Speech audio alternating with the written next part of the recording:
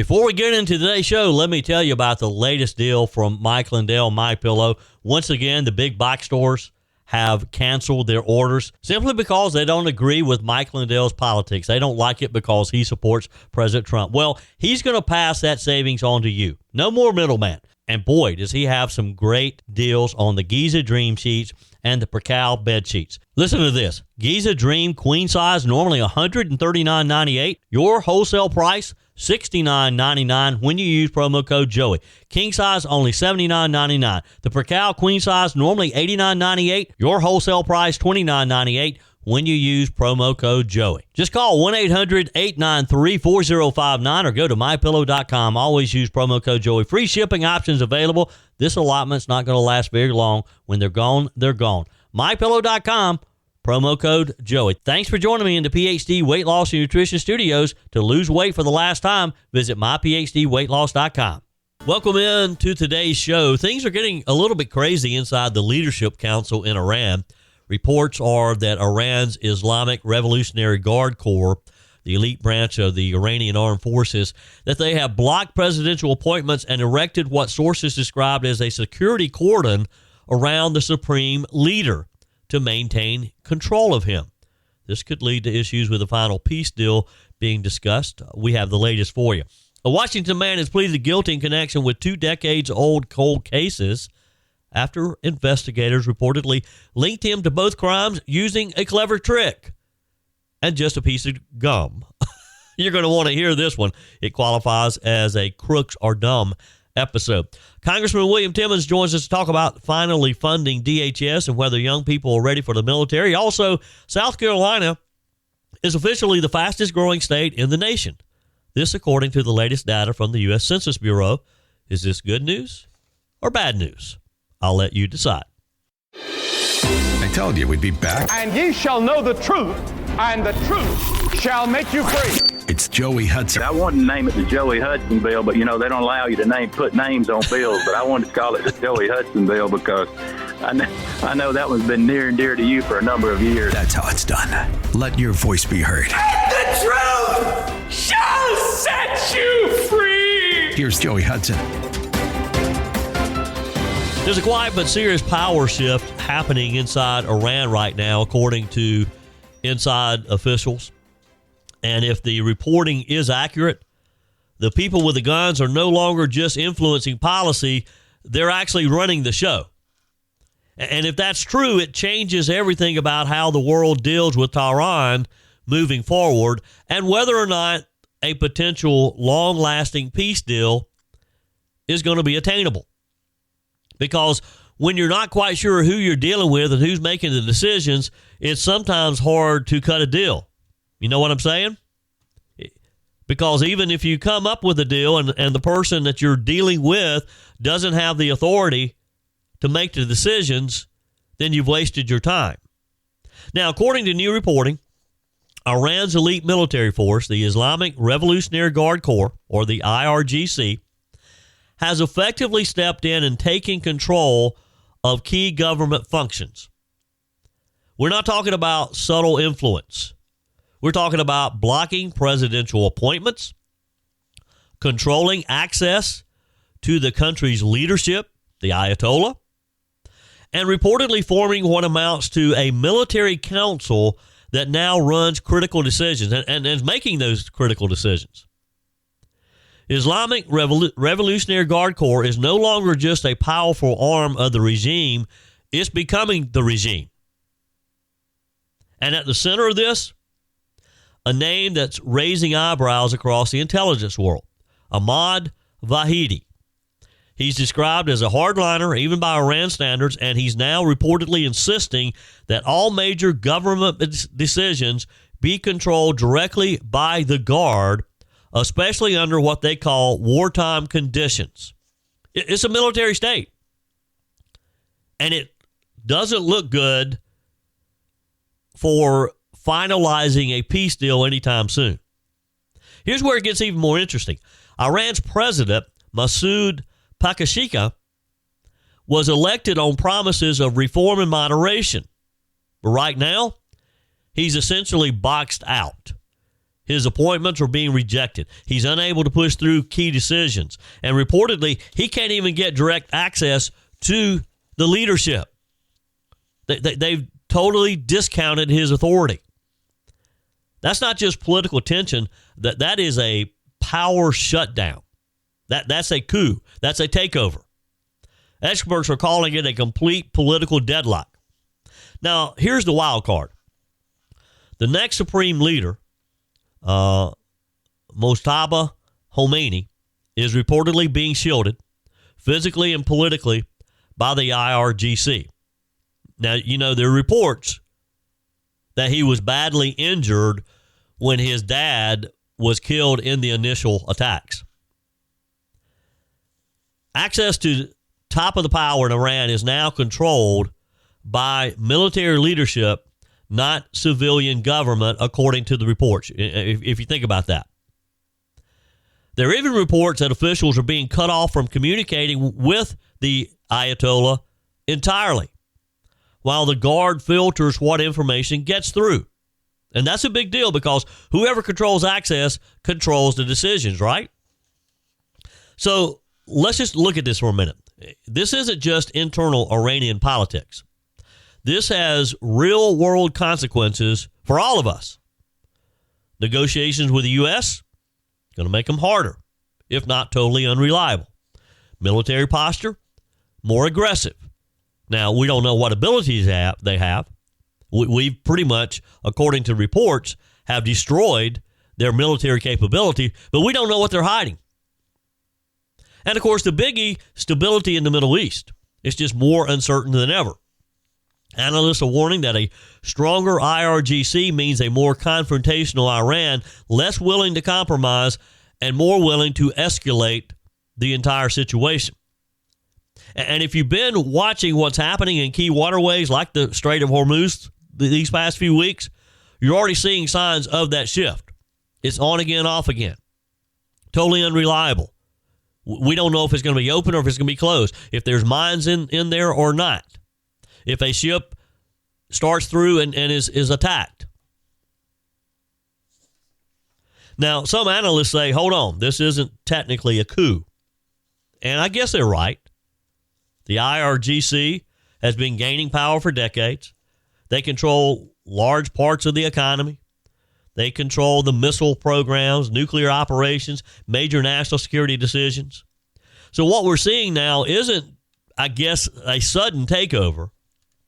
Maybe it's just, you could consider it the final phase of a long transition, a transition they had been planning from a government with military influence to a military that runs the government, because I think that's what we have right now. And again, that gets scary. Here's the question, though, that really matters today. When the U.S. or any country sits down to negotiate with Iran, if they even get to sit down with them, who are they actually negotiating with? Who does J.D. Vance, who is he actually talking to, and do they have the ability and the authority to make a commitment? Is it the president, whom they seem to just be totally discarding? Is it the clerical leadership? Or is it the Revolutionary Guard, which right now they appear to be in control? Because if it is the IRGC calling the shots, then diplomacy just got a whole lot more complicated. Because they don't give a hoot about diplomacy. They're good and mad right now because they have sat over these past few weeks and watched their military power be totally destroyed. They're like a wild animal pushed into a corner. It's going to be interesting. Love to get your take on it. How do you think? What do you think the next step should be? Can we negotiate with the Revolutionary Guard? Can we trust anything they say? Text me, email me, joey@joeyhudson.com. Drop me a note on the MyPillow message line, 864-477-JOEY, 864-477-5639. Always remember to use promo code Joey when you go to MyPillow.com. Get the very best deal. Michael and Dale has some great spring specials. For example, the classic MyPillow, regular $49.98. Now it's only $17.98. Turn any mattress into the best mattress ever with the Made in the USA MyPillow mattress topper. Save $100 with promo code Joey. Get a set of MyPillow Giza Dream Sheets for as low as $29.98 or the 6-pack towel set for $39.98. Again, just use promo code Joey to get the very best specials ever. You can call 800-893-4059 or go directly to MyPillow.com. Order now and your entire order ships absolutely free when you use promo code Joey at MyPillow.com. This is going to be a tricky one, folks. This is one of those stories that doesn't come with flashing lights or viral video, but it may end up being one of the most geopolitical shifts that we've seen this year. It could get tricky, if not trickier, because it is tricky now already. We'll be watching. You don't have a weight problem. You have a body that's in survival mode, and no medication, crash diet, or app is going to fix that. Joey Hudson here, Ozempic, Wegovy. These GLP-1 drugs are exploding in popularity, and for some, they're a useful tool, but they don't address why your body started storing fat in the first place. At PhD Weight Loss, they treat the unwanted weight as a symptom, a signal that your metabolism, hormones, and stress response need some attention.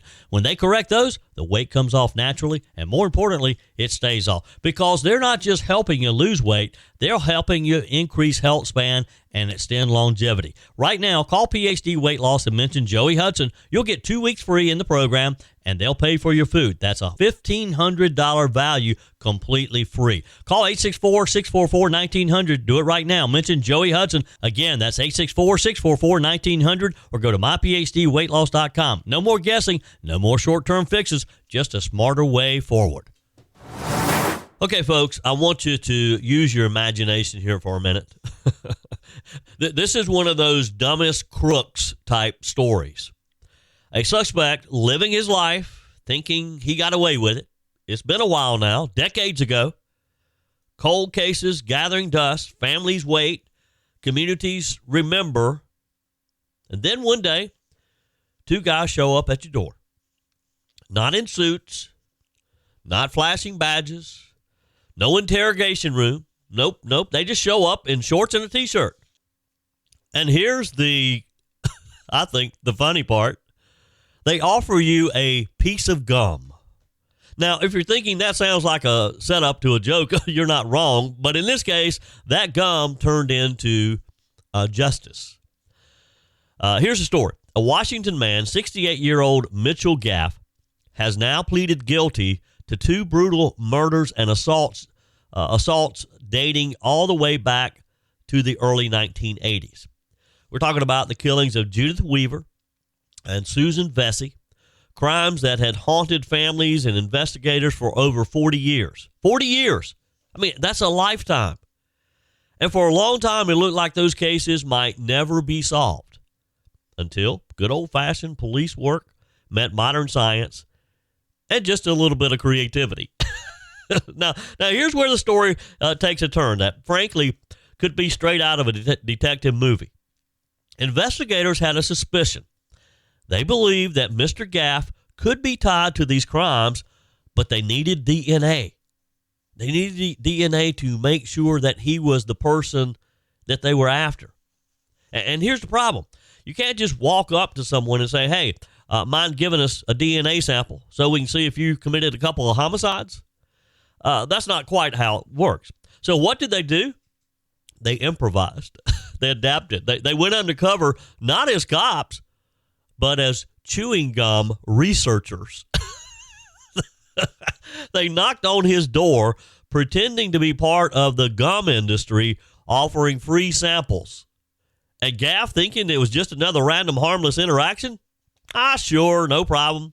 He tried a few flavors, chewed the gum, and like most of us do, he tossed it aside. Except this time, every piece of discarded gum went nearly into a little cup with a lid, preserved, collected, and eventually analyzed into a jar that went straight to the evidence room. Now, let me just pause right here and say this, that this is some next-level detective work. I mean, somewhere in that police department, there's a detective who said, all right, hear me out. What if we catch him with gum? And instead of laughing him out of the room, someone said, you know what? Let's try it. And it worked. You hear these stories of where a detective gets wind of a guy who's suspected of something, and he drinks down at the local bar, and they wait on him to have his drink and leave, and they pick up the glass. We've seen that in the movies, right? So they get this gum. They ran the DNA through CODIS, the national database, and boom, a match. Not just to one crime scene, but to two. Two different crimes. This guy's DNA matches. Bingo. Two families, two lives lost, two cases that had gone cold for decades, suddenly had some answers. Now look, there's nothing funny about what this man did. The crimes were horrific, violent, cruel. We're talking about a man who terrorized women in his community for years. A man who had already been convicted of violent assaults, who admitted to attacking multiple victims, and who frankly should never have had the opportunity to keep hurting people. That's the serious side of the story, and we can't lose sight of that, because for the victims and their families, this isn't some clever headline. This isn't some joke pulled on a crook. This is closure. This is justice finally catching up. But here's the part that really sticks out with me. Justice didn't come easy. It didn't come fast, but it came eventually. It came because of persistence, because somebody refused to give up. Some detective, some police officer who wanted to solve the case for this family and for the victims. Because investigators kept working the case, they kept revisiting the evidence, they kept asking, what haven't we tried yet? And eventually, it came to them, and they found the way. Now, think about how far we've come. Back in 1980, DNA technology like this didn't exist like it does today. Evidence sat there waiting for science to catch up, and we hear about stories like this all the time, where with new technology, with new DNA technology, we're able to solve crimes that were unsolvable 10, 15, 20, 30 years ago. Today, a piece of gum can solve a murder. That's incredible, isn't it? And maybe, just maybe, it sends a message to anyone out there who thinks they got away with something decades ago. You might want to rethink that, because time is not your friend. Technology improves, databases expands, and investigators, they don't forget. You got some investigator who's out there still with his target on you. He just doesn't know who you are yet. And we hear these cases all the time now, these cold cases, because a lot of agencies have cold case units. A lot of these cold case units are made up of retired detectives who just want to spend their time in retirement continuing to work on projects and putting bad guys behind bars. So if you created a crime 20 years ago, 30 years ago, and you think, I got him, I beat the system, you may not. You may have that knock on your door, and it may not be people doing bubblegum research at that. There's also something else here worth noting. And this isn't, it wasn't just about technology. It was about the creativity.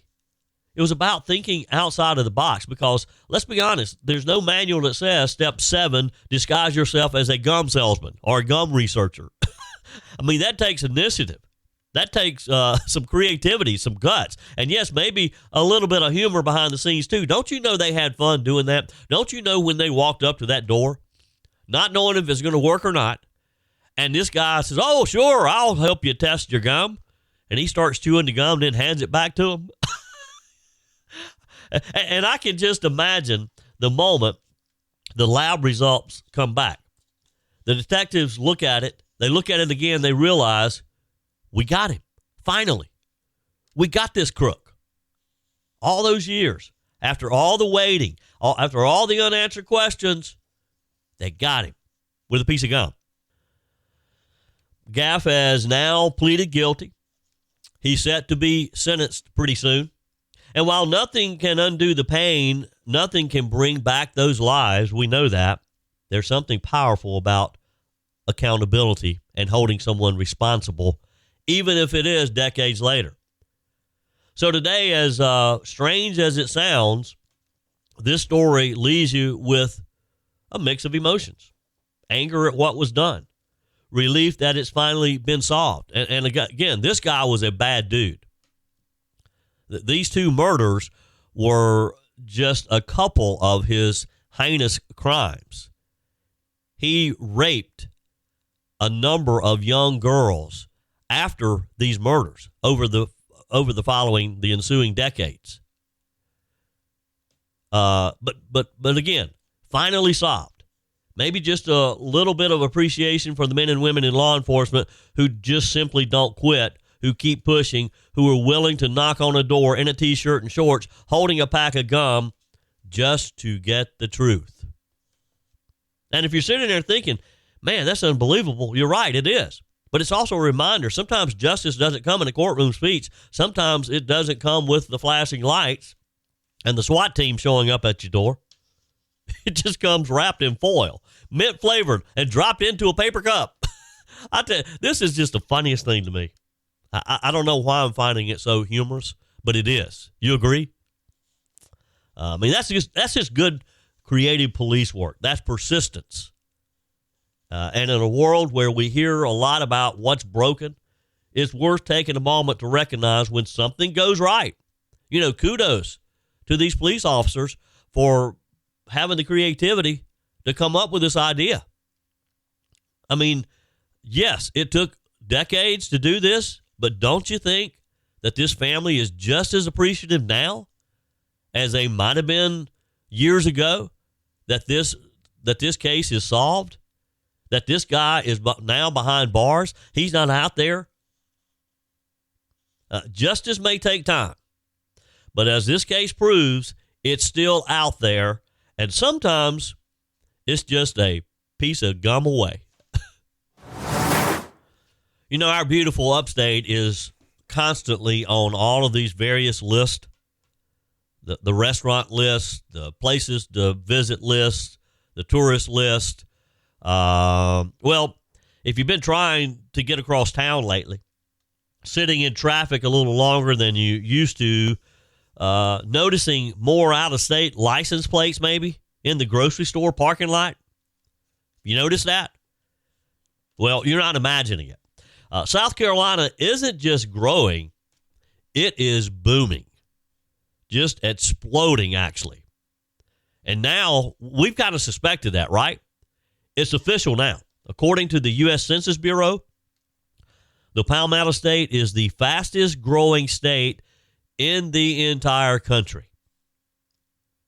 So think about that for a minute. Not just in the Southeast, not just among similar states. South Carolina is number one in America for growth. Here's a story. Between July of 2024 and July of 2025, South Carolina's population jumped 1.5% overall. Now, that may not sound like a huge number at first, but in population terms, that's massive growth in a single year. And by the way, we don't have the latest numbers. Again, this was between July of 2024, July of 2025. I suspect that trend continued when we get into July of this year and we're able to get the most current numbers. Here's the key driver behind it. It's not just births. It's not that South Carolinians are having babies. It's not international immigration. It's Americans, people just like you, just like me, packing up and moving here from other states. Now, we've known this was happening. We just didn't realize to what degree it was happening.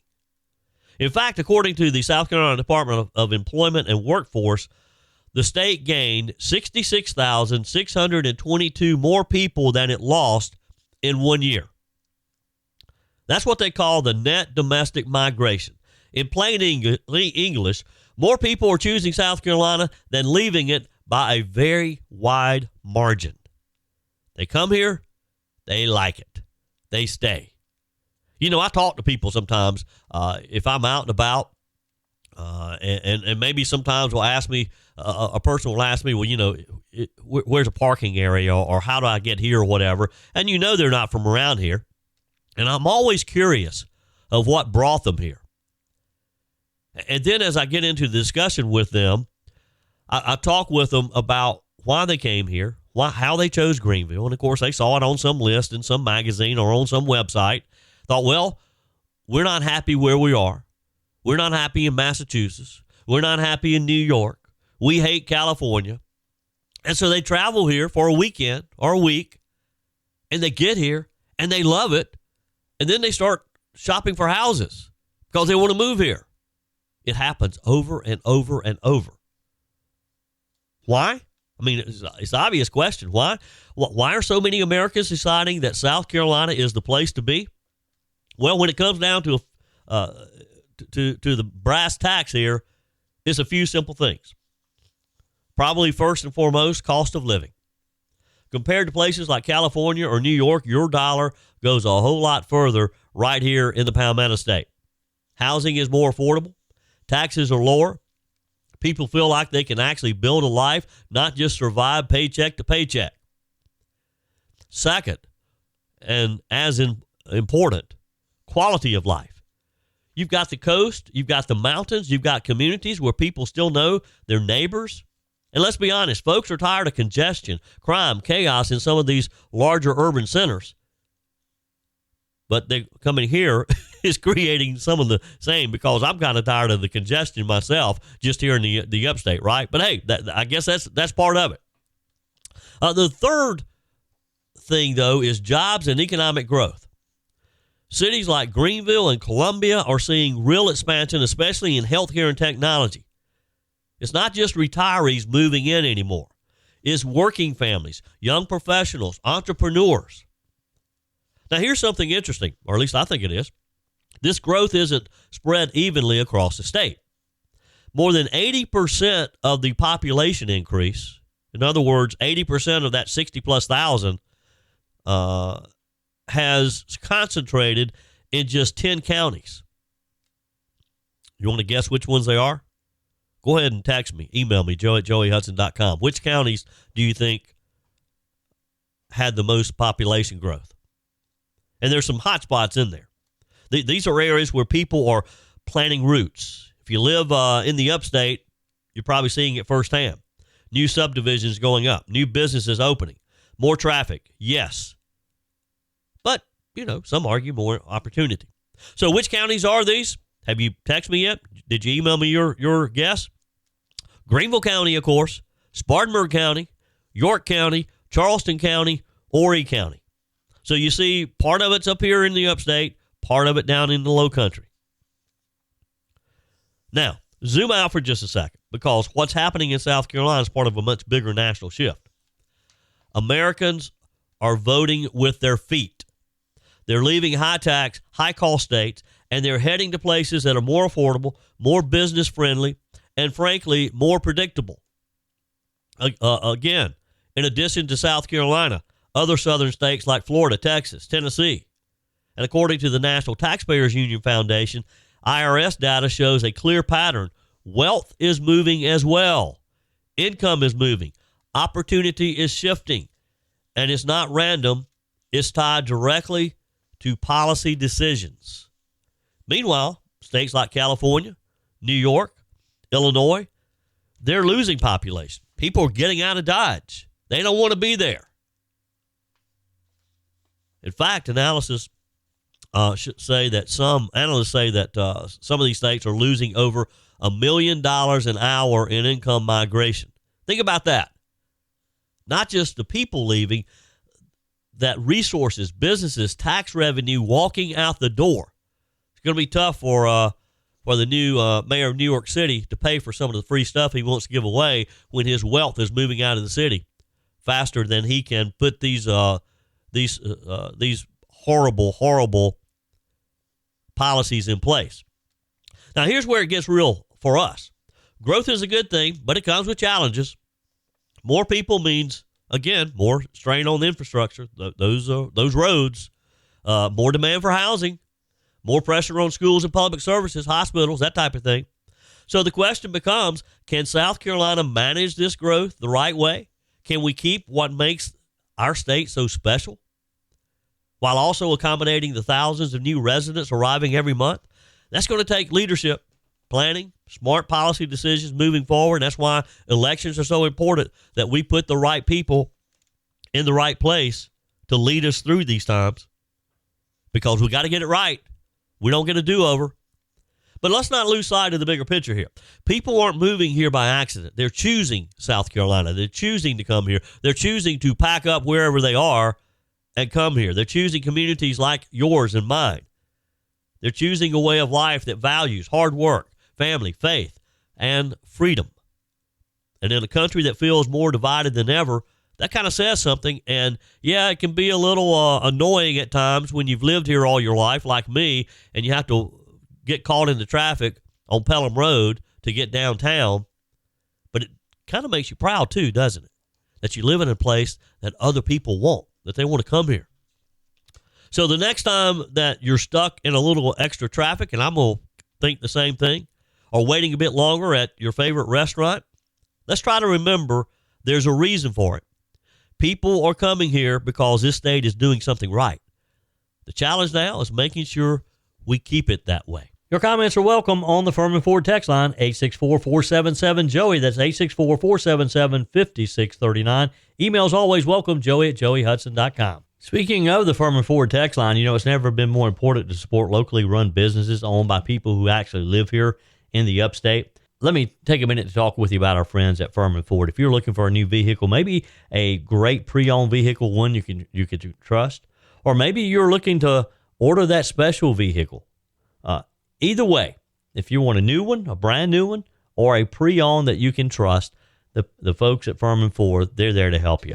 Their name is on the sign because their name is on the line, because every single transaction is important to them. Jim Furman, Matthew Furman. They do business the right way. When you stop by, when you give them a call, or maybe when you just send them a quick email, you're always going to have access to a member of the Furman Ford family. And by the way, they also offer great service, and you're not going to have to wait weeks and weeks to get it done. And you do not have had to purchase your vehicle at Furman Ford. Doesn't even have to be a Ford. They service all makes and models. Visit my friends at Furman Ford online at furmanford.com, furmanford.com.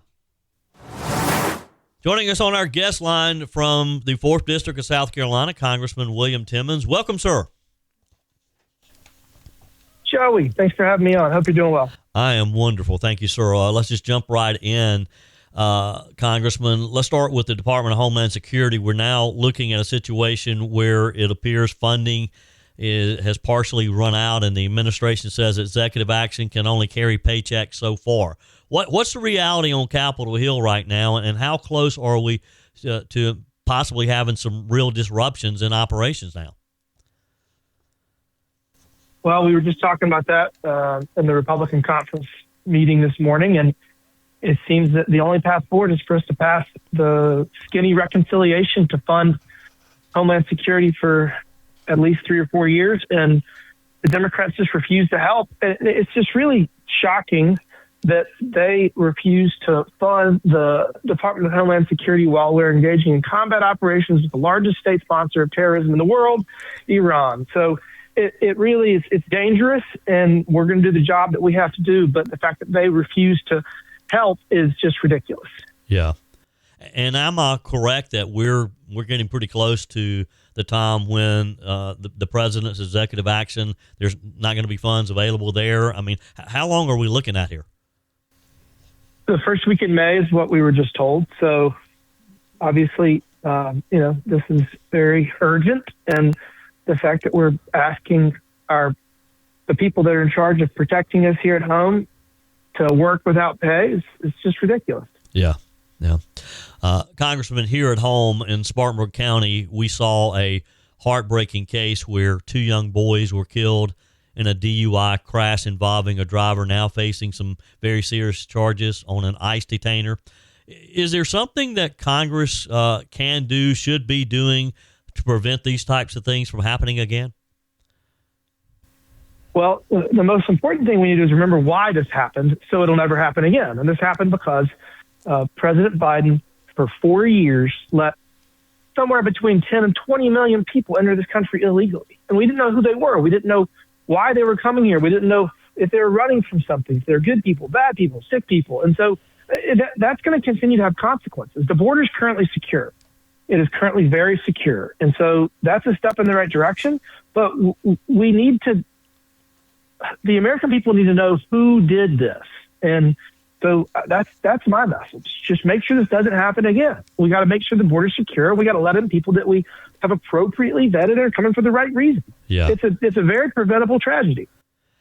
How do we make the Democrats, your Democrat colleagues in the U.S. House, understand that these are the situations that people are facing all around the country, and they're becoming more frequent when they're objecting to ICE, when they're objecting to President Trump deporting the worst of the worst? How do we make this understand that it is affecting American people? I've been working on that here in Congress for 7.5 years. The Democrats have, they just live in la-la land, and they don't accept reality. I mean, I'd say the most egregious one was when they spent $7 trillion and they drove inflation up, which then caused interest rates to go up. So, I mean, bad policy has consequences, and the Democrats refuse to believe that, and they just live in this, socialist utopia where they're just going to be able to tax and spend, and there's no consequences. And it requires elections to show them that their policies don't work, and you're seeing that right now. I mean, the reason that we have unified government is because the American people saw how bad these policies were, how they were adversely impacting tens of millions of Americans. So we're going to do our best to do what we told the American people in the last election cycle, and we're going to deliver the prosperity and the safety and the security that they want. Yeah. Congressman William Timmons is with me today. Let's shift gears a bit here, Congressman, as oil prices are pushing towards that $100 mark again there. Americans starting to feel this at the pump again. How much is our fuel prices tied directly to what's happening in Iran? And give us an overview of where you think that conflict is headed. I would say they're directly tied to it. And I think that the president's doing everything in his power to resolve that conflict as quickly as possible. But Iran is the largest state sponsor of terrorism in the world. They chant death to America. They mean it. So we can't allow Iran to have a nuclear weapon, and we can't allow Iran to have intercontinental ballistic missiles. We just can't allow them to do that. And so while this is undesirable, it is temporary. I look back to when the Treasury Secretary said sometimes you got to take your medicine when we were talking about tariffs. That was a temporary problem that we were going to have to deal with for a long-term gain. So while this is not fun filling up your pump right now, I'm optimistic that it will end soon, but it's no surprise that the people that are chanting death to America in unison and want to get nuclear weapons to destroy the world are also unwilling to see reason when they're beat. So it would appear that tomorrow night the president's going to restart combat operations. We're going to start bombing infrastructure. We're going to start bringing them to heel. So we're going to keep doing this until Iran sees reason and says we're not going to have nuclear weapons. Yeah. That's as simple as that. Yeah. Congressman, speaking of our military action, you're leading a roundtable on military fitness this week.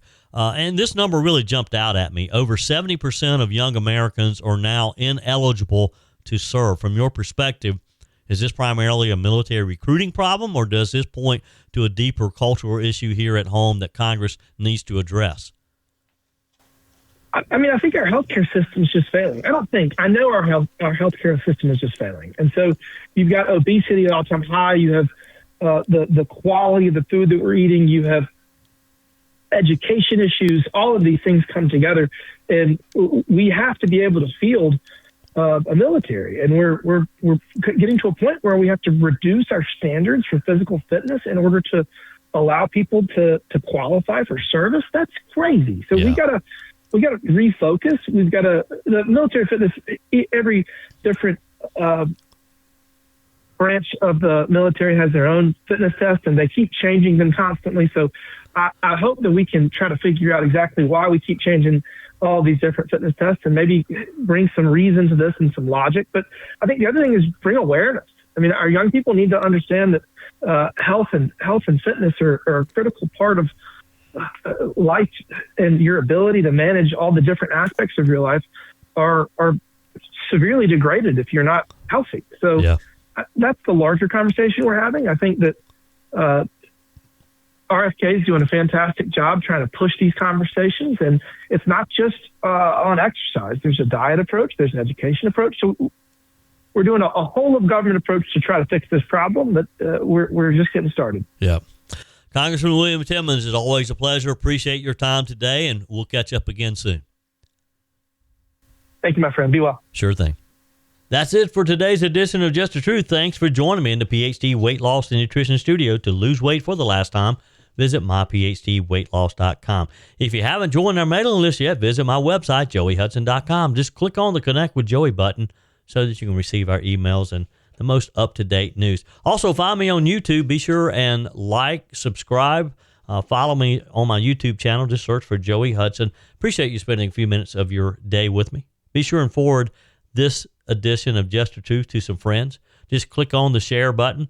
Send it to a few of your contacts, because if we're going to build our community and if we're going to win in November, we got to build an army of conservatives. The way we beat Joe Biden is through educating people, and no better way than encouraging them to listen to Just the Truth. Hey, keep those comments coming via the Furman Ford text line, 864-477-JOEY, 864-477-5639. Your emails always welcome as well. Joey@joeyhudson.com. Don't forget to take advantage of the MyPillow special, $25 for the My Towels 6-piece towel set when you use promo code Joey. Just go to mypillow.com.